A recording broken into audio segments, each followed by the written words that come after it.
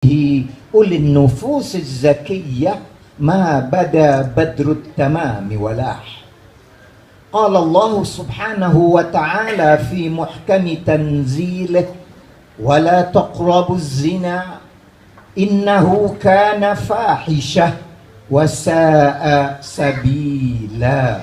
صدق Allah. Adapun perkahwinan di dalam Islam ialah seperkara yang sangat-sangat digalakkan, sebagaimana sabda Rasulullah sallallahu alaihi wa alihi wasallam, ayyuma syabbin tazawwaja ajja syaitanuhu qailan ya wailahu usima minni. Maksudnya, jika berkahwin saja seseorang itu, maka terpekik lolonglah syaitan yang selama ini mendampinginya sambil berkata, binasalah aku, kerana orang itu telah pun terselamat daripada godaanku. Di dalam sebuah hadis yang lain pula, Rasulullah sallallahu alaihi wa alihi wasallam telah bersabda lagi, rak'atani minal mutazawwiji afdalu min sab'ina rak'atan minal azab. Maksudnya, 2 rakaat sembahyang daripada orang yang berkahwin itu adalah lebih besar pahalanya jika dibandingkan dengan 70 rakaat sembahyang orang yang tidak berkahwin. Tetapi Islam kita dalam pada ianya menggalakkan perkahwinan seperti ini, ia tidaklah lupa meletakkan kewajipan-kewajipan yang menjadi tanggungjawab seorang suami, terutama dalam hal nafkah isteri dan anak-anaknya. Nafkah-nafkah ini termasuklah makan minum, pakaian, dan tempat tinggal mereka. Seorang suami hendaklah melayan isterinya dengan baik. Pihak isteri hendaklah taat setia kepada suaminya, serta melayannya juga anak-anaknya dengan penuh tanggungjawab. Kerana kita semua akan disoal tentang tanggungjawab masing-masing di belakang hari nanti. Andainya tanggungjawab itu dapat dijalankan dengan baik, maka bahagialah hidup kita di dunia juga di akhirat. Di samping itu, hendaklah kita dirikan rumah tangga kita dengan takwa.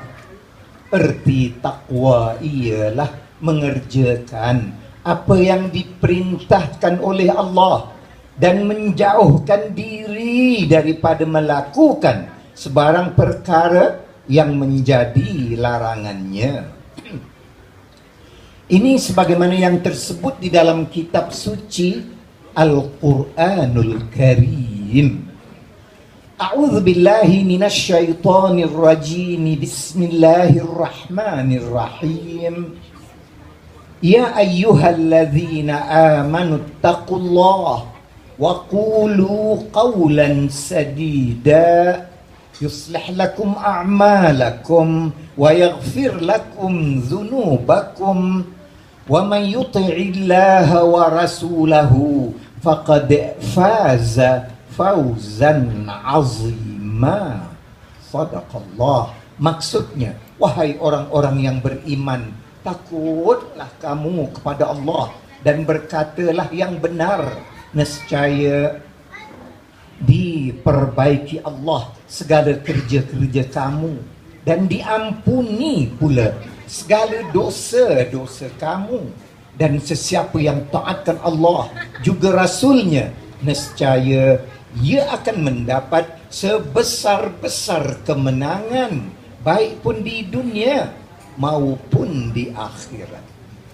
Apa yang dia katakan tadi adalah secara ringkas saja tentang tanggung jawab suami istri.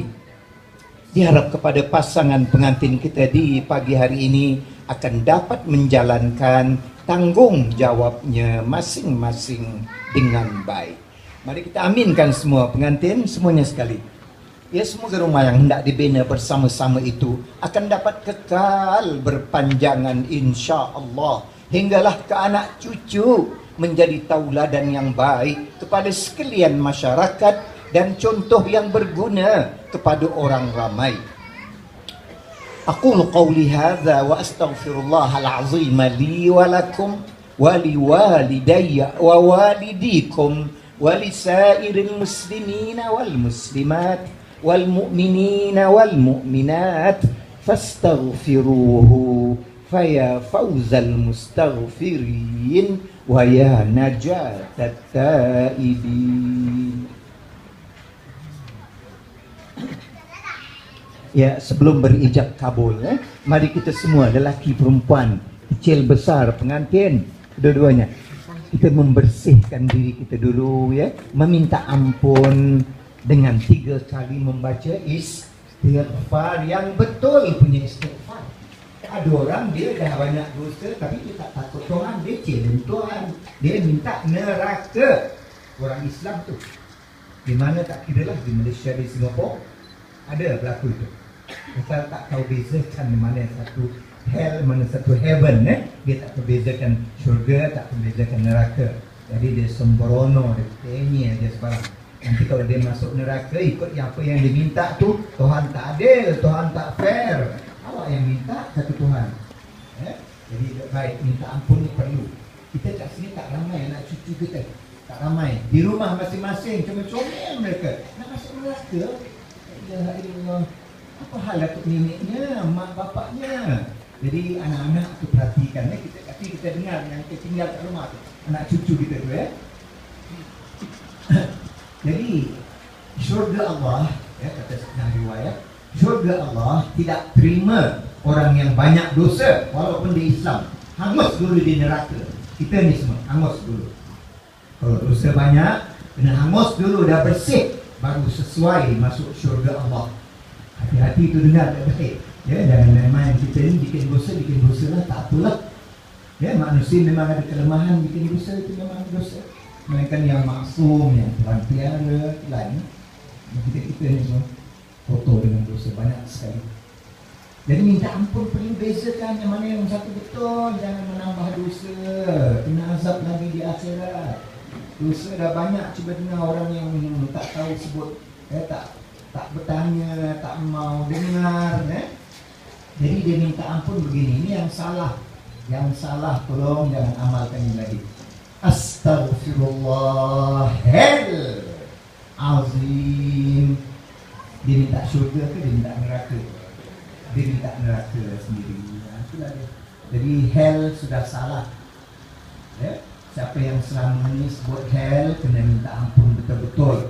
Tukar, tanya, dengar. Hari ini saya terangkan yang salah hell. Bahkan itu menambah dosa. Seolah kamu tak takut dengan Tuhan, tak percaya hari kiamat, di mana ada azab Allah. Semua terbohong agaknya pada dia. Jadi dia berani minta hell lah. Kita sudah banyak dosa, kita takut dengan Allah. Allah dapat pengampunan supaya aku masuk syurga. Dia tidak, dia challenge Tuhan. Apa dia? Jadi hell sudah salah, ya. Kita tukar kepada hal. Tukaran pun senang sangat nak diingat, ya, untuk kita ada anak cucu kita, ya. Jadi yang betul tentu begini saja minta ampun. Astaghfirullahal azim, sama-sama 3 kali lah. Astaghfirullahal azim. Kedua pula. Astaghfirullahal azim. Akhir sekali. Astaghfirullahalazim. Ini baru kita masuk syurga. Tapi dia menjamin terus masuk syurga, tak ada bohong-bohong. Janjian Allah tetap betul, tak ada bohong. Innallaha la yukhliful mi'ad. Ya, dalam kita punya doa. doa lepas azan dan sebagainya banyak dalam Quran itu ya. Janjian Allah itu akan tetap ditepati, tidak akan kita jadi bohong. Jadi siapa yang selama ini tahu dia salah, kena disebut hell itu, kena ganda-gandakan lah. Ganda-gandakan maksud saya, banyak-banyakkan bacaan tukar kepada hal tadi itu. Ya, di jalanan, naik taksi, naik bas, naik MRT, jalan kaki, ya, perempuan sedang goreng ikan kat dapur, astagfirullahaladzim, astagfirullahaladzim, sampai kita dicabut nyawa kita, terus kita nanti mati kita dalam iman. Tapi cakap tu kan Ustaz Piramli. Ingat. Jadi memang ya, seorang yang pelakon itu bukan semuanya buruk. Dia hobi dia sedia dia pelakon, tapi dia ada agama, dia belajar agama. Ya. Tengok filmnya semuanya nasihat-nasihat bagi orang Melayu kita yang kurang sedar dalam kehidupan. Ada saja yang dia bangkainya dalam film dia, tapi semua itu untuk kebajikan. Jadi dia orang baik. Jadi yang apa dia buat tu soal dia dengan Allah, tapi yang kita terima nampaknya bagus. Film-film ini semua nasihat. Sangat diperhatikan di dalam iman. Ini yang kita angan-angankan semuanya, insyaAllah ya, mudah-mudahan semua kita ke syurga nantinya. Sekarang sampai pula masa kita saya perkenalkan pengantin handsome kita ni, Muhammad Hilal, akan berijab kabul. Sah nikahnya nanti, sah ijab kabulnya nanti apabila dalam majlis kita ini, apabila dalam majlis kita ini ada 2 orang saksi, bukan dalam kertas ini, bukan dalam paperwork tadi yang ikut saya 2 orang itu saja. Bahkan biarkan mereka berdua minta ulang, saya pakai yang lain, yang freehand lah ya, yang pegang kamera, tak boleh jadi saksi, tak boleh nanti takut dapat dosa. Maklumlah dia busy snapping there, snapping dia. Sah dengan apa yang dia dengar. Dia kerja dia ada pahala buat awak semua yang tukar ambil gambar, ada pahala pasal gambar baik-baik ya, majlis baik-baik, ada pahala awak sendiri. Tapi nak jadi saksi itu tambah dosa, janganlah tak dengar, dan tak dengar sudah busy, mereka tak awak dengar. Jadi yang lain yang ada mikrofon sekarang ni bukan beda, ini bagus. Jadi boleh kita dapatkan pahala, semua yang dapat dengar semua dapat pahala, boleh jadi saksi selagi orang tu orang Islam. Selagi orang yang jadi saksi itu orang lelaki saja, orang perempuan hadir begini ramai-ramai pun bagus sekali, dapat pahala juga, kerana ini adalah majlis agama. Sama lah macam carahan-carahan agama yang lain. Maulud umpamanya bagi orang yang tak, saya tahu ada yang tak suka mauludnya, biasalah tu. Jadi tak kisah, biarkan dia orang tak suka. Yang bawa Islam kata siapa pun dia dah lupa lah katanya. Siapa acung bawa Islam katanya ya. Itu biasalah. Jadi di antara syaratnya lagi yang lelaki itu pula yang bukan boboy itu ya. Boboy tak boleh jadi saksi, ente dah besar dah boleh sayang ya. Selagi underage tak boleh jadi saksi, itu kita tahu lah ya. Alhamdulillah hari ini yang dapat dengar saya punya perbicaraan mungkin ada dalam dekat 10 orang terjamin lah tu. Jadi bagaimana pengantin boleh kenulang? Saya dah bilang dia akan saksi 2 orang ni, sengaja nak kenakan pengantin, buatlah. Saya pakai yang di sebelahnya je, sebelah situ. Asal dapat 2 orang, jangan sempitkan agama. Ini paperwork ni zaman kita, zaman Nabi tak ada paper. Kenapa pengantin saya tak berdosa kena ulang 10 kali? Tak fair tu namanya. Pandai-pandailah tadi cari 2 orang saksi. Islam kata 2 orang saksi. Tak pernah Islam bilang 2 orang saksi yang mesti sudah ada nama di sini. Islam apa begitu? Tak. Jadi jangan susahkan. Kalau anak sendiri jadi pengantin, apa perasaan mak bapak pengantin kena ulang 10 kali? Tak tahu, tadi tu tak tahu, pilih orang lain. Salah tadi tu ya.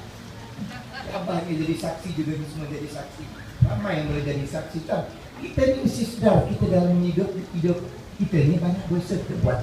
Ada peluang cari pahala, mari kita semua jadi cari pahala lah ya? Supaya kita balance ataupun pahala kita yang